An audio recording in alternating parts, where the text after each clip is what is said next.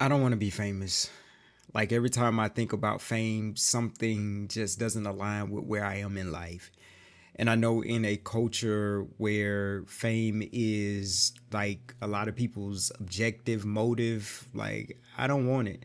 I do believe there was a time in my life I did want it, especially with the Leo energy, enjoying the spotlight, finding myself in the spotlight. But now, as I've gotten older and I've done a lot of soul work, I realize that the spotlight is not something necessarily that I require or need, especially at a massive scale. Like, I don't want a lot of people knowing me. I don't want my life always scrutinized and surveyed because of fame. And it just doesn't align with where I am currently.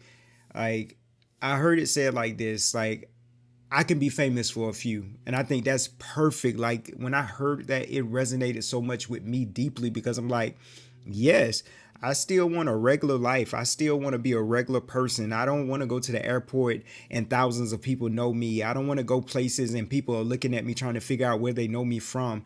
I think that's cute at first, but initially you're going to want your life back. And I don't even believe that as humans, we're necessarily equipped for that level of love and attention and also that level of hate because both come with it. Just as much as you are praised and celebrated, you also are going to be hated just because other people love you. And that's just point blank, period. We live in a weird world where people just hate you because you exist and other people love you.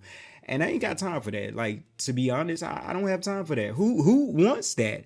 I know some people actually want it, but I think they're just looking at it from a standpoint of what they get, the attention, the fame, the dopamine hits of making a post and thousands of people like you and people tuning into your live. I know that does a number on your ego of making you feel like you the king or queen of the world, but I believe for me, in order to be successful, you don't need that. Famous for a few is definitely my mantra. It is, that's it. Like, yeah.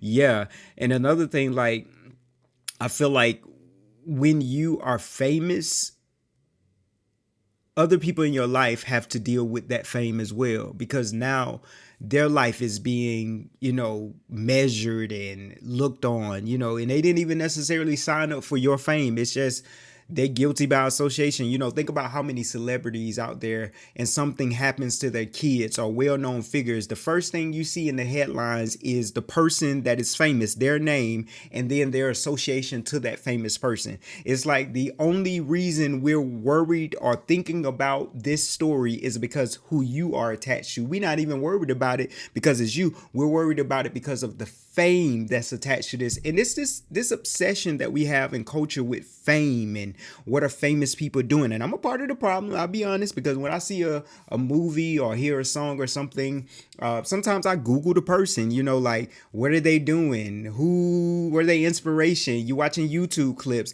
and Google is going to do what Google does. It tells when you were born, where you were born, who's your parents, who's your kids, where you live, all of this data that random people can find out on you.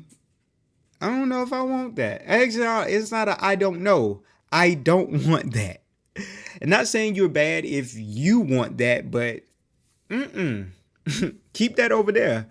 Even I think about there was a point that I did want a huge audience and I wanted, my platforms to be huge. Like even with YouTube, like I'm like maybe, maybe 5,000 subscribers is good, like a good number. Cause I don't want hundreds and thousands. Like, and that's so weird because in the business world, you always talk like more, scale, bigger, bigger, bigger. But I don't feel like that's the future. I feel like the future is intimate. I feel like the future is personal. I feel like the future is uh really real connection with people and not just clout and not just a bunch of people knowing your name. Like I think more studies need to be done. Well, actually, we don't even need a lot of studies because when you look at the lives of a lot of famous people, sometimes it's not all glitter and gold. Like when you start looking at the suicide rate, you start looking at the drug abuse. You start looking at all of these elements in their private lives that's most of the time is going to surface. You're like, wait a minute. I thought you was living in paradise. I thought everything was good. I thought everything was Gucci. But the reality is, just because you're famous and just because you have a lot of money doesn't mean that your life is good. And so, like I said in the beginning, I think when you have that level of fame and notoriety, that stuff starts to crack you. It starts to mess with you. I remember seeing an interview by Whitney Houston, and she was like, if I could do this all again, I wouldn't want to be famous. We're talking about Whitney Houston, but it's like the fame sometimes corrupts the sincerity of the gift.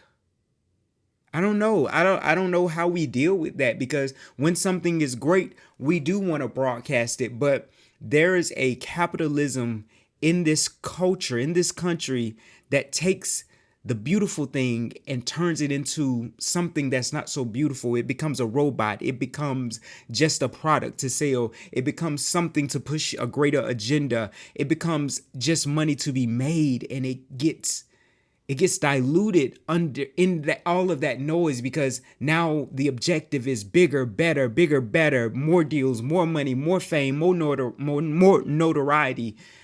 And it's just like, people were just meant to be people. That's why I think, you got to really have a strong, solid spiritual foundation if fame is on the horizon for you, or if that's something that you desire. But truthfully, this is just my opinion, if you're seeking fame, that says something already. Like, why do you need it?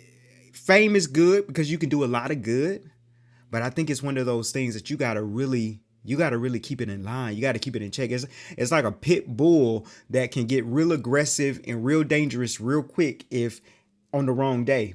It's not like that cute, playful dog that's gonna love everybody and just be so beautiful and just friendly all the time. It's that pit bull where you got to keep one eye open on it. Like, I don't know, you know what I'm saying? Like, so that's why I don't need it.